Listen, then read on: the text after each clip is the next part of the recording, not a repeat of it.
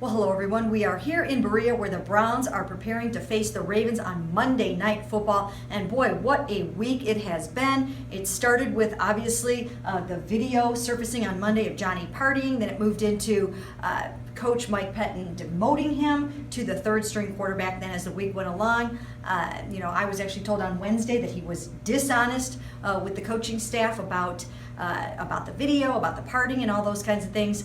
And that he was actually demoted for more so for the lying than even just for the partying itself. So it was a combination of things. Josh McCown back in the saddle to face these Ravens. What a week it's been.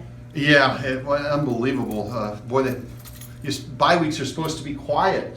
And of course, never here in Berea, they're not quiet. Interesting that Josh McCown will return for this game against the Ravens. Of course, he had that fantastic game against the Ravens earlier this season, which they won in overtime, a rare win in Baltimore.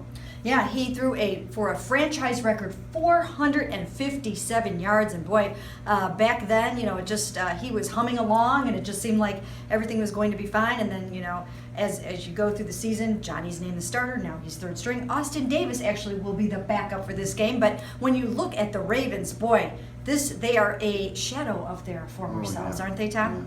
Yeah, they are. I mean, they are so beat up offensively.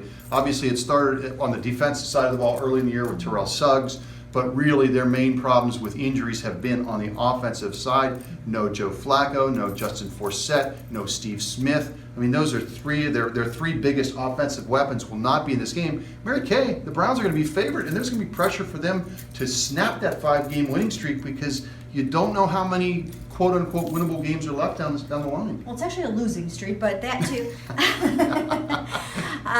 It just goes on and on and on with the Ravens. And I actually think that the Browns are going to win this game. I think Josh McCown is going to come back in there and get these guys all fired up again. I think he's probably going to have some success again with Gary Barnidge in this game. I think maybe Travis Benjamin might hit a big play. When you look at the Ravens, though, an old friend is showing up again in Terrence West. So I talked to a couple guys today, and they think, hey, Terrence is going to have his game face on for this. Well, it's funny, though, that he better have his game face on because remember, we already seen him once this year. He had fumbled in the Tennessee game, which contributed to a rare Browns win this year. But I'm sure he's happy to be home.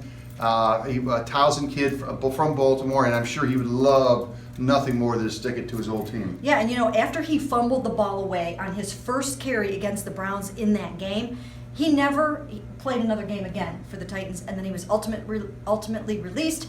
He's back in Baltimore, and with Justin Forsett going down, it'll be Buck Allen, but I'm sure that they will roll some of Terrence West in there.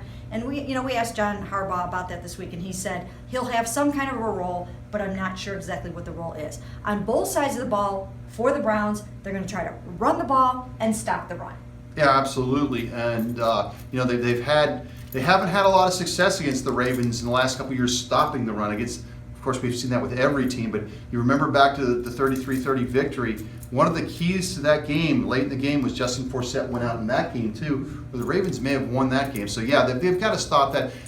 If this defense can't stop this offense, given its condition, there's going to be more questions, and there's already serious ones about the way this defense has performed. That's right, but you know what? Really, I'm guessing that with the national media in town, with this being a big Monday Night Football game on ESPN, that Johnny Manziel is still going to dominate talk of the game. I'm sure that a lot of the coverage will be about that and what he's done and what his future is, and we're still talking about that out here a lot as we are getting ready for this game. So stick with us. We'll have all the news about this game right here on cleveland.com.